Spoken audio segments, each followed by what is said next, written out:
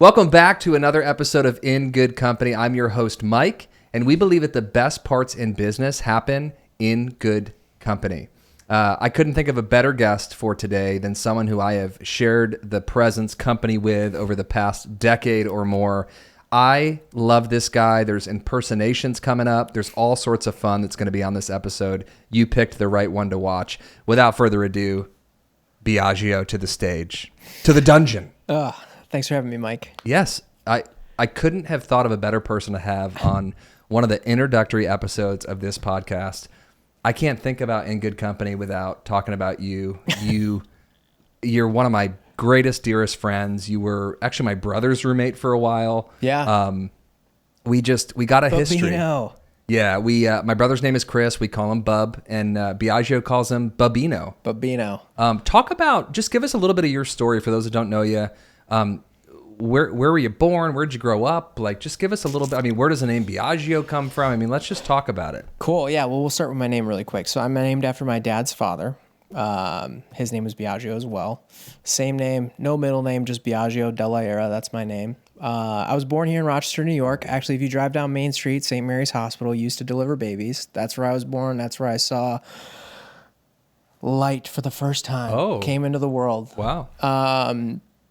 Yeah. So have always kind of had a foot in the city. My parents' businesses have always been in the city. My mother is a child of two Greek immigrants, so they always had diners. We're very connected to the diner community in Rochester and all the Greeks. Went to church on East Avenue growing up, for the most part, at the Greek Orthodox Church of the Annunciation. So I've always been in the city of Rochester. Like everything we did, everything socially. I even went to preschool over at the Rochester Museum and Science Center. Like, everything we did was in the city of Rochester. Sounds like it rocked. It was pretty. The 90s were pretty cool. I'm not going to lie. The growing up in the 90s was pretty cool in Rochester. Yeah. So I'm trying to think what else. No, that's great. And so, yeah, Rochester, like through and through, that's where you got your foundation. And then you loved it so much that you decided to move to New York City. Yeah. Yeah. I mean, that's different, right? I think we all have like starting blocks in our lives, and I looped a couple times. Like I went to Ethiopia for several months, lived there, was trying to figure things out in my early 20s. And I always knew that serving in the sense of giving back. Like I might not have known what that looked like, but I knew I just needed to give my life in service of something. For me at that point, it wasn't the government. It wasn't like joining the military like other people my age, where I was like, no, I want to maybe educate people, or through that end up educating myself a little bit more, which ended up happening. And then I went to Atlanta, lived there for a year and a half, then came back. I think it's important to like always have a home base, but gain education that you can't necessarily from your hometown. Yeah. And then hopefully bringing some of that back to where you're from. Well, let me just pause there for a second, because I know for my story, I struggled to, my buddies growing up used to call me all talk Thomas. Because I would put these elaborate plans together of, I'm going to move to California, or I'm going to move to New York, and I'm going to really pursue my dream. And I would map everything out. But then when it finally came to the point of decision, I just never was able to go. Right. And again, I've kind of worked through that. And thanks for being my counselor here today. But what I love about your story is you go for it, man. Like if there's something in your life that you feel like, man, God has put me on this planet to do this thing, you knock down every wall and you go for it. For someone listening that maybe is more like me, or maybe they're kind of on the fence with some decisions, what encouragement would you have for those that, again, are kind of in that place of indecision, but they really want to take that step? What would you say? I think a lot of times we go right up to the gate of those places in life. And I think the reason we back down from those is we don't have the confidence in everyone that we think and say that they love us and believe in us actually do. So we're hesitant to go through those things, because if I come back as a failure, they won't love me or accept me like they have being with them this whole time. And maybe they really don't think that I am brave. So instead of actually trying and being brave and failing, I'd rather like never have that conversation in my life. I think that's what happens to a lot of people. And I think that's normal. And I don't think you should feel bad about any of it. On the counter side to that, though, you're the only one who has to answer those questions later on in your life. What if? Because if you can't sit with the, I didn't do it, and you're constantly going back to the what if I did try this? What if I did? Well, the reality is you'll never know. And if you can be content in that, then good, that's okay. But if you can't be content with it, maybe there are some things that are still unresolved within you or not communicated.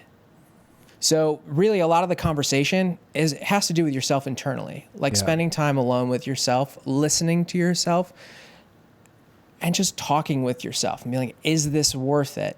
Yeah. And if it is, what am I really scared of then? Well, I will never forget. There was a friend of mine that just would always say like, well, what's the worst that's going to happen? Mm-hmm. It's like, you have a family that loves you. Like the worst case scenario is you go and you lose all your money. And then you move in with your family for a couple of years to just like recoup what you lost. Like, like really, if you really balance it, especially what you were saying in your 20s, where you don't have as many dependents or things that are counting on you just yet, you really can, like, your risk meter is a little bit higher. Totally. Yeah, to make that move. So what has New York City been like? What are you currently doing for work? Give us a little bit of a behind the curtain here. Yeah, great question. So I am a working photographer in New York across various aspects of photography, whether it's editorial, e-commerce. I wear a couple different hats and roles in the industry. I do shoot. I shouldn't say shoot. I photograph. You're like, I shoot people? Whoa, what? I know. I'm like, oh, that doesn't sound good. Sorry, what was the other part? You're like, what do I do? And then New York City, like, what has that been like? New York's been interesting. I think the most meaningful thing about moving to New York is this. When people go and visit, they're always caught in like awe and wonder and like, wow, this place is amazing. It's huge and that and this energy. It's different when you live there. It does exist, but it goes in ebbs and flows. Like the highs are high, the lows are really low. But the thing that when you live in a big city like that, I'll be honest, I do not have, I would say, the privilege or opportunity to have an endless amount of income to live how I think most people think people live in New York. I live in Brooklyn. It's the best borough, but that's, up for debate. But I try really, really hard with my wife to live below our means. We have a great apartment, and we figured some things out in order to not sacrifice living there. Yeah. We work hard, but we also make sure that we take care of ourselves as well. Yeah. So making sure that, like, kind of like you do in any relationship, it's like I carve out time. Yeah. So Friday nights is our thing.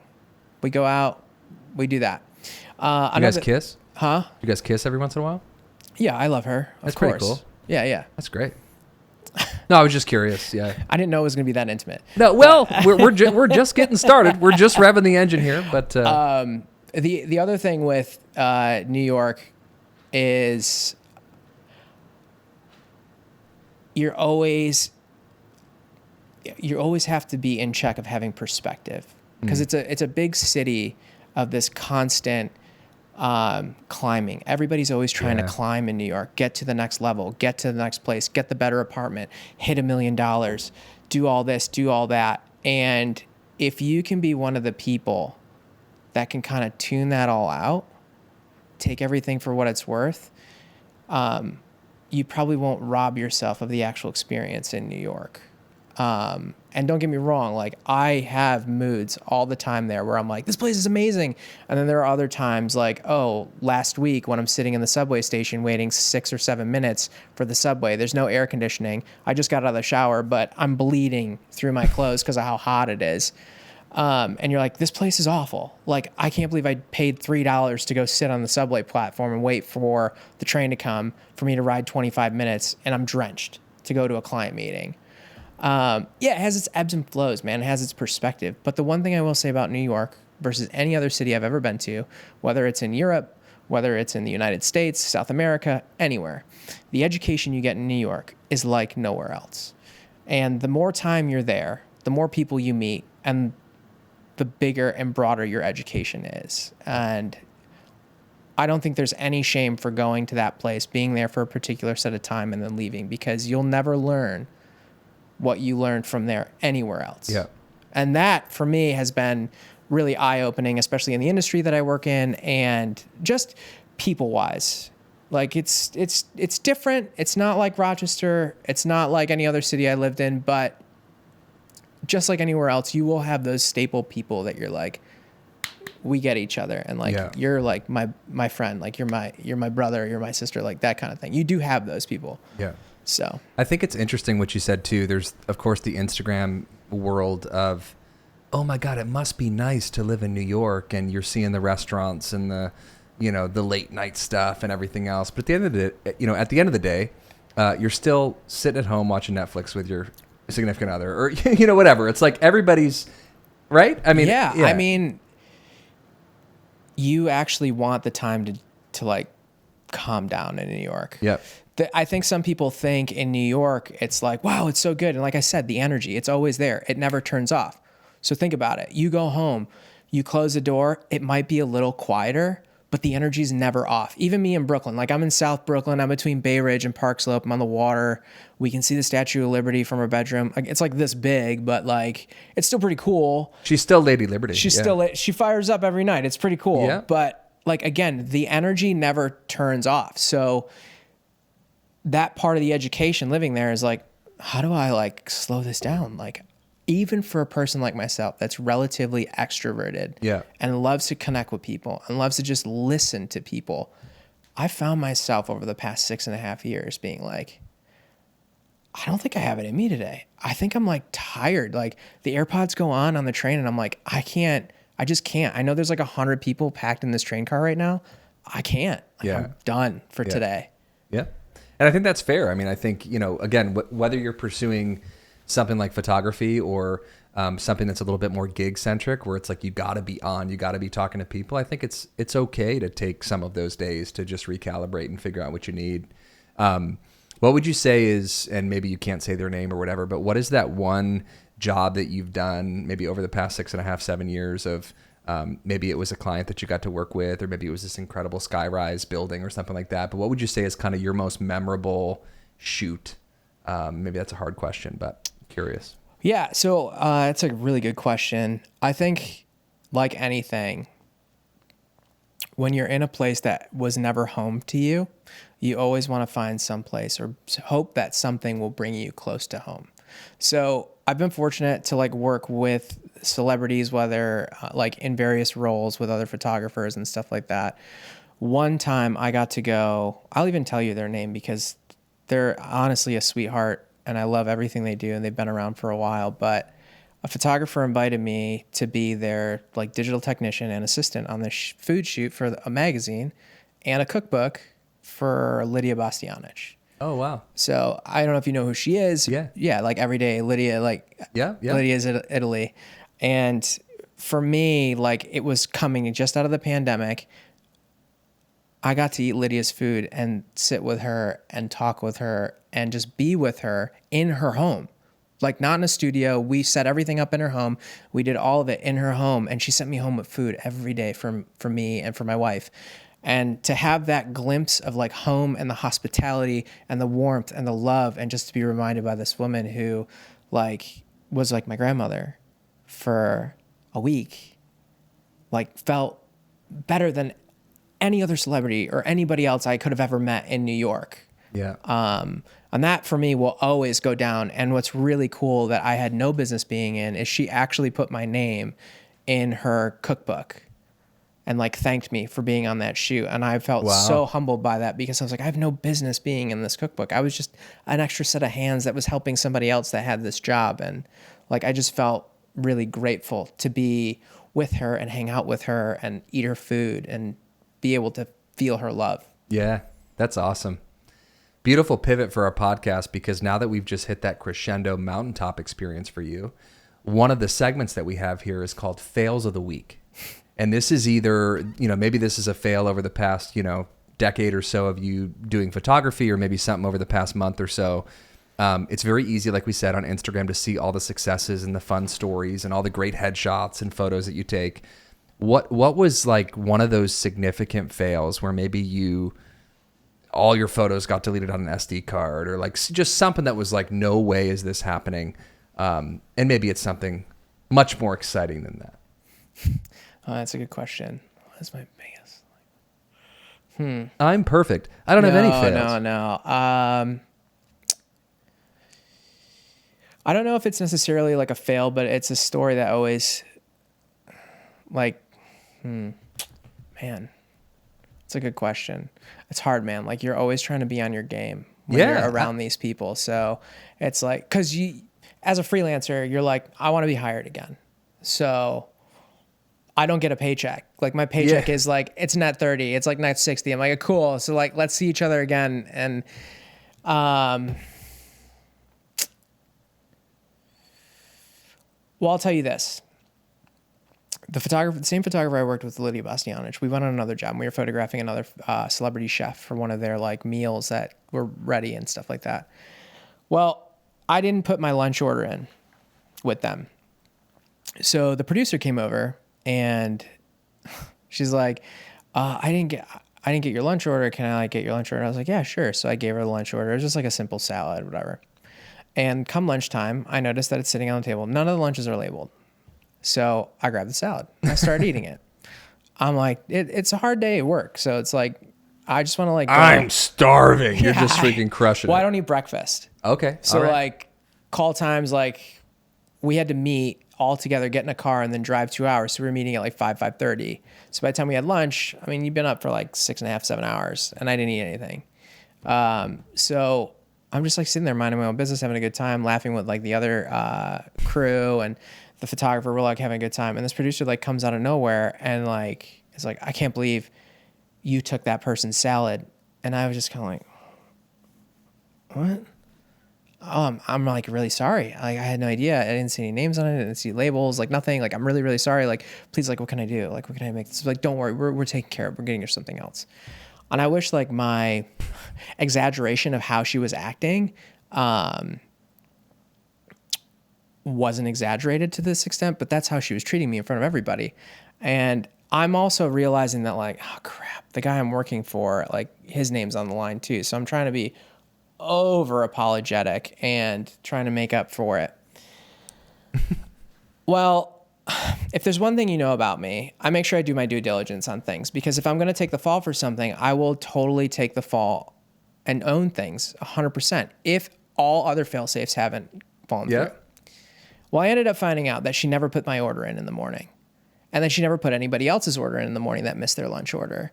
So at that point, I was very empathetic towards the client whose lunch I ate, but I was not empathetic towards the producer.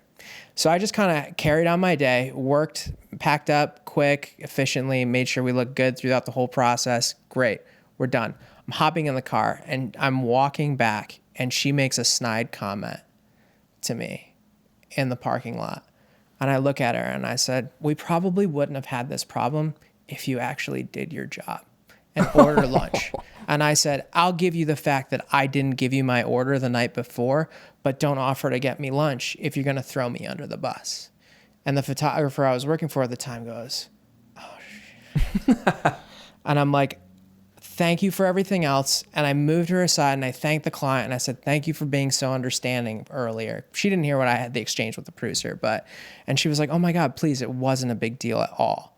So I walked away at bliss with that. But I think it cost me working with that guy for about a year and some change. Yeah. But I don't regret it, because I've learned that it's more important to stand up for things. Even if it's a salad, like, bro, must have been the best salad of your life. I mean, it was terrible. It was like kale Caesar, and man, it was like so dry. I was like, this wasn't worth it. Very expensive salad. Just do the math. Year and a half worth of work. Yeah, it was the most expensive salad for sure. Incredible. Well, that's a decent fail. Yeah, that's pretty good. Wow. Yeah. It's so sad though that it was over something so small. Yeah, I mean that's the case though. You know, I think a lot of times we are, whether we're distracted with all the other stresses of life or we're just kind of going through, but a lot of times the most human elements are the moments that cause that domino to fall, right? It's, I'm anxious about something and so I drop the ball in this other camp, or, you know, whatever those things have. What has it been like? I know there's a lot of entrepreneurs out there that they want to pursue, whether it's freelance or they're trying to start a business or whatever. How have your dreams evolved since having a spouse, having someone else that's attached to your pursuit? Again, even the decision to move to the city or any of those things that you've had to navigate. What has that been like, having someone to kind of share that dream with, but also have to maybe adjust and pivot some of the dream that you have? Yeah, I think the most important thing is the level of communication and then the support you get out of those conversations that have the potential to have those ripples in your future. So like if we go back a little bit, and when my wife was like, you have to go back to school, and I told her, I was like, I'm really looking into this program, and I was a little shameful at it at first because I'm like, there's probably like, this is kind of dumb to go to RIT and like take advertising photography. Like people laugh when you take a photography degree. But in my mind, I was like, this is also the best school in the country. All the schools are closing down, all the best faculty and everything is here. And the network is dense and huge in New York and in LA. Like, why wouldn't I go for this? Like when I told my wife that, she goes, great, whatever you want to do. And I was like, wait, what? You're not like going to fight me on this? You're not going to go to engineering? You're not going to go into like the school of sustainability. You're not going to go do these things where like you walk out and you're like pretty much guaranteed $120,000, $130,000, like asking right away. You don't want to go into like any sort of like computer engineering.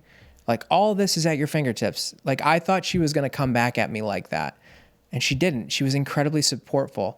And I think to answer your question, like the second part about having a partner, I think it's, man, the most important thing when everybody asks me about my wife, like what's the one thing, like first I think my wife is beautiful. I think she's great. She makes me laugh. I make her laugh. I actually miss her. We've had a lot of time apart this summer because we've had things like with family, but that we've had to take care of separately. But my wife, unlike any other person in my life, has given me the most amount of peace.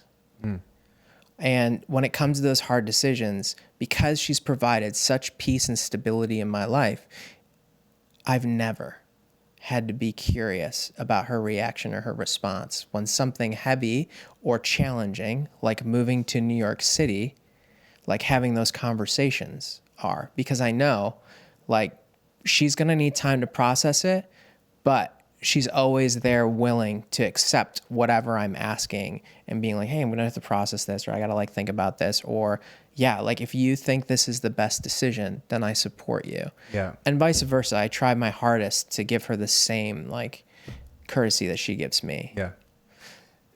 Beautiful. I mean, that's incredible. And knowing some of your story, I mean, I think you're an incredible dude. Even what you said at the beginning of this podcast, for those that maybe don't know as much of your story as I do, it's like you have always served people well, and it doesn't surprise me that you have a spouse that serves you well. I think that's a beautiful thing. And I think for those that are listening, I mean, you reap what you sow. That is whether you believe in God or not or whatever, that principle exists. And I think a lot of patience, man.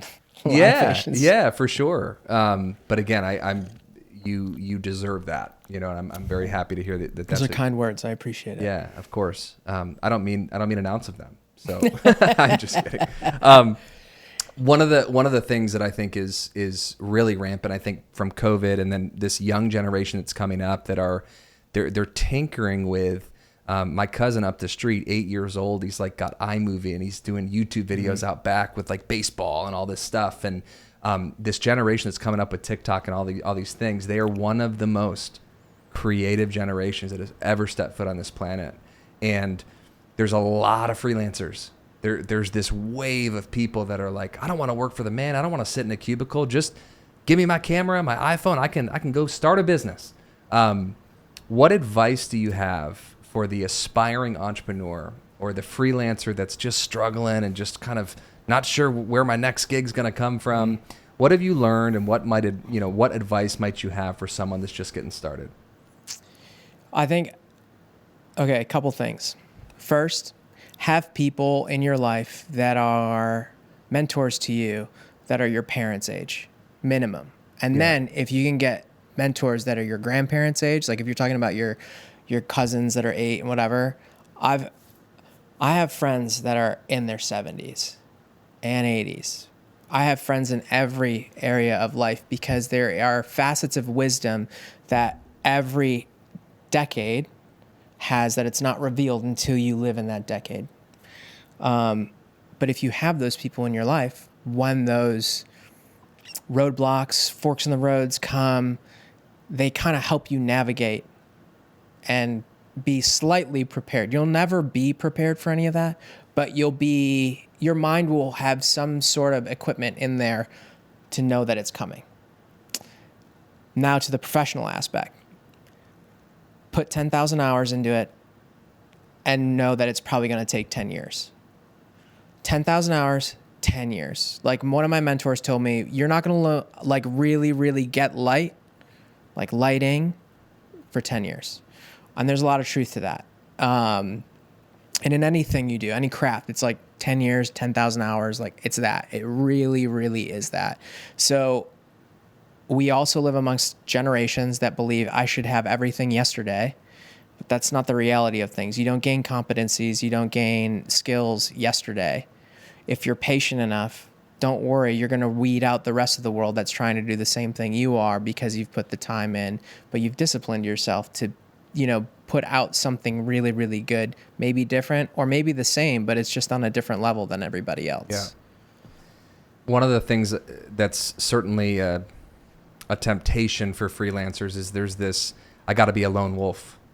I'm competing against other freelancers and I got to keep my secrets to myself. And, I got to kind of push somebody else down so that I can get up.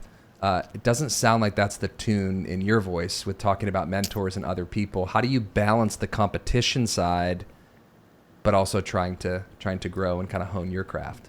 Well, I think, there are, like, New York is an incredibly dense marketplace, especially for like what I do. And I think what kind of keeps me content is when I look at everybody else, I'm just reminded like it all looks the same. So like, what's really the difference? And if it all looks the same and it's different and it's not different, then why am I really worried? Because I'm not fighting against those people, but I'm friends with them. I'm happy. Like when people get jobs, like big jobs, I'm like, dude, that's amazing. Like, congrats. It's so cool. Like those images look great. Or like that campaign looks really good. It's a marathon. It's not a sprint. And you know what a lot of people don't talk about in a marathon? There are lots of people along the road watching you, holding flags and signs and cheering for you. And you know what I'm always doing? I'm always looking for those people. Because one day they're going to be running a marathon, and I want to be on the side of the road rooting and cheering for them. And actually, the New York Marathon runs at the end of my block, and every year in October, I go down and I watch, and I love to see it because people take the train because it's one of the earliest places in the marathon. They get there, and then they go back to Central Park to greet them. And like when it comes to professional life, like I look at it like that because you're live, like your life and your professional life, especially as a freelancer, there's a lot of intersection. So like, you want to have all that cheering because it flows into your personal life and in your business. Obviously have some boundaries, but like, yeah, I mean, I don't know, man, like comparison leads to so much discontentment in life and so much stress that you have no control over. But I think what you could do when you are in those moments is sit back, listen, and like you feel the emotion of like the comparison. You're like, oh man, I feel gutted. Like that looks so good. Well, instead of saying like that looks so good, like, yeah, acknowledge for what it is. Ask yourself, like, why doesn't my work look like that? Or what is missing in my work to get to that level that I need to do? Who am I not talking to? Who am I not working with? Those are questions I'm always asking myself. Yeah. I think too, for those that don't know, I was a pastor for 6 years. We used to do volunteer work together at a church here in Rochester. And some of the best years of my life from a foundational level of just showing up and serving people well. And I think what's really unique about any profession that we decide to do is if you show up and you do what you say you are going to do and you're enjoyable to work with, you're not complicated, and you just deliver a good product or service, people are going to call you back. Mm-hmm. And they're not just going to call you back, they're going to tell a friend who's going to tell a friend and so on and so forth. And I think, I run a marketing agency, but I could do anything. If I show up, serve people well, and do what I say I'm going to do, they're going to call. Totally.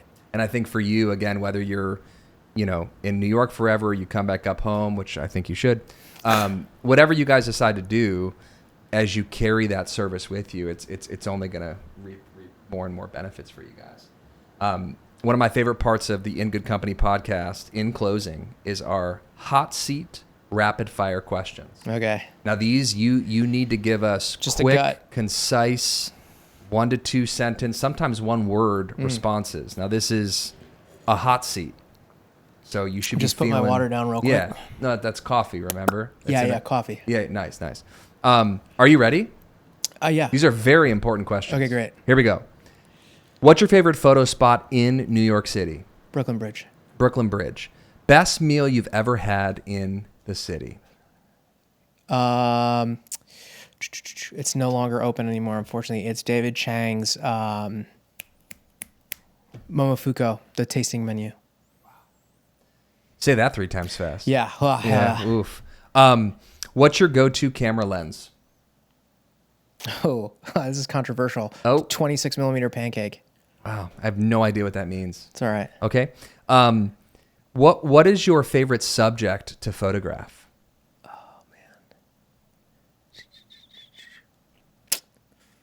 man. Food and people, really. Like those two, I can't really limit it to one. Dude, the people stuff you get is just, it's so, you capture their personality. I was going to say people, which feels like an easy choice, but I do also feel like, not to get on a tangent, but I feel like I'm like travel stuff recently. Like I don't put a lot of it out there, but I look at it and I'm like, this is pretty good. Yeah. So. Okay. All right. What's one photo that every New Yorker should take? One with their parents. So deep and amazing. You should always photograph the people you love. Wow. This is okay. That was great. Are you a early bird or night owl for shoots? I'm whatever I have to be. Okay. Favorite New York City neighborhood for food? I would say Chinatown in Brooklyn.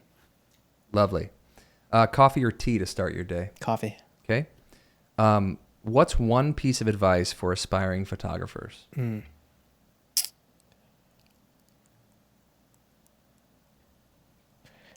Make sure you fall in love a little bit with everything you photograph. I love that. Boom. Well, guys, thank you for tuning in to the In Good Company podcast, where we believe that the best parts in business happen in good company. Thanks so much.